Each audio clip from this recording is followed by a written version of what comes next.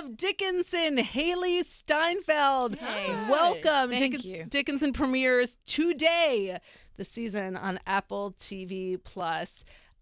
Chris and I both seen the first three. Yes. Awesome. It is to say the show is about Emily Dickinson, like kind of sure, but Right. I'm curious, Hailee, how was this show pitched to you? Because as I was watching the episodes, I thought, what delightful brain came up with this, and how on earth did that person tell Hailee what this show was going to be? Well, that is Elena Smith, our writer and creator and showrunner.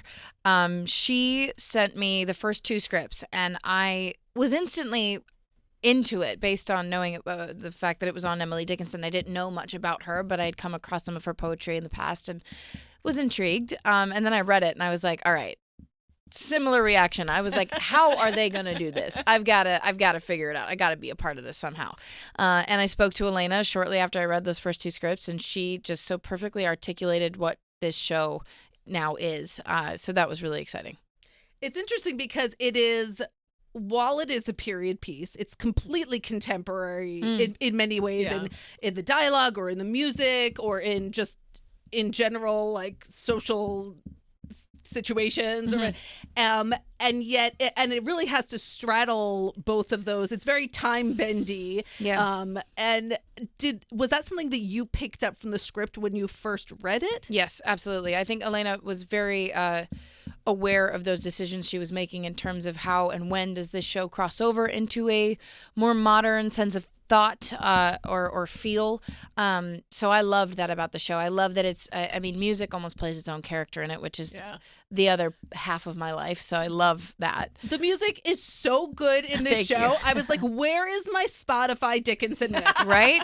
It's coming. I love that, even though it is sort of straddling the contemporary and the period, it's a very relatable story. She's a young woman who wants to find her independence, but society has expectations for her in terms of especially at that time, women can't do much. Can you talk a little bit about what her arc will be over the course of the season? Yeah, absolutely. I mean, every objective this character and this person had in her life was to write.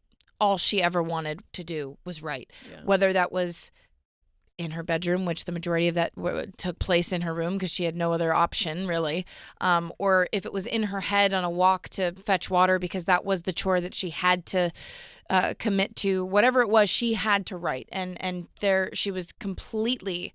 The confines of that time in general were insane, but her specifically, just due to her own family and this patriarchal society that she lived in. I mean, she had every possible constraint mentally and emotionally and physically. I mean, they're strapped into these corsets, literally tied in and just constricted. And she really did fight against all of those constraints. And I think that's so inspiring now. I think that we've come a very long way, but in ways there's still a lot more work that we've got to do.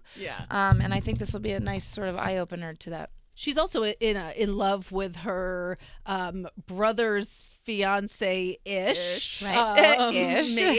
Maybe. And I love the two of you together. You guys have such good chemistry. And that's been something, of course, after I watched the first few episodes, I did a real Wikipedia deep dive on Emily Dickinson. Great. I'm embarrassed to say, I didn't know. Hey, it's all good. I did. I know, I knew some of her poetry, and I didn't know that much about her life. And I didn't know that it was one of those questions up in the air. Was, she's called Sue in your show, with Susan, her I think who ended up being her sister-in-law. Was, there's all the speculation she was the love of her life and all this stuff, but it's still a bit of a mystery. And I love this love story. Yeah, so do I. I know there are Dickinson scholars that are still trying to, uncover the details of that whole relationship. But it is said that she was in love with her best friend, and I think that it's such what we might know about this relationship, right, from what there is on the interwebs.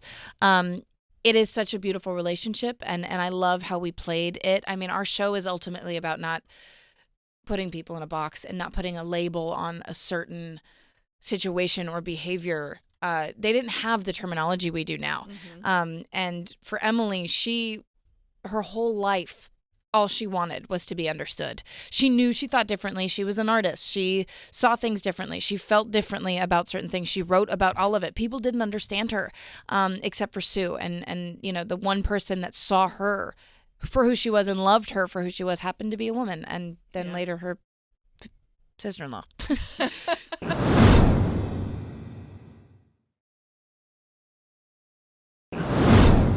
Tell me what it was like, without spoiling too much, about who he plays shooting with Wiz Khalifa. Because that so good.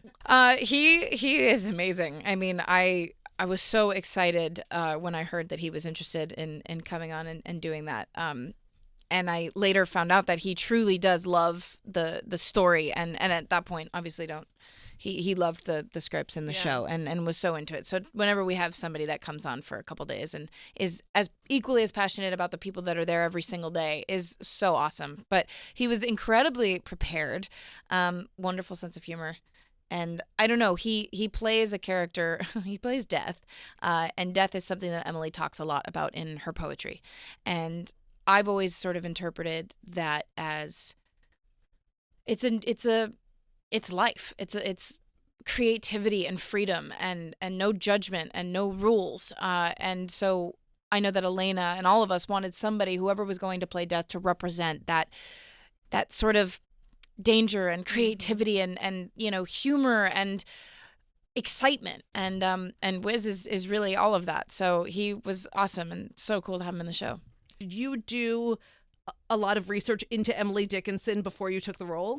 I did, absolutely. I stuck to mainly reading what there is to know. I know that we have seen some other pieces done for television and film on Emily Dickinson, but one thing that was important to everybody, and we were all sort of made sure we were on the same page about this from the beginning, is that this is in no way a straightforward biopic. Right. This is our interpretation of her life and her poetry, and we thought, how cool would it be to maybe dive into the possibility of what it might have looked like when she was writing this one poem, or what might she have gone through when writing this, and we play out these crazy, sometimes truthful, sometimes heartbreaking realities of this character's life and her time.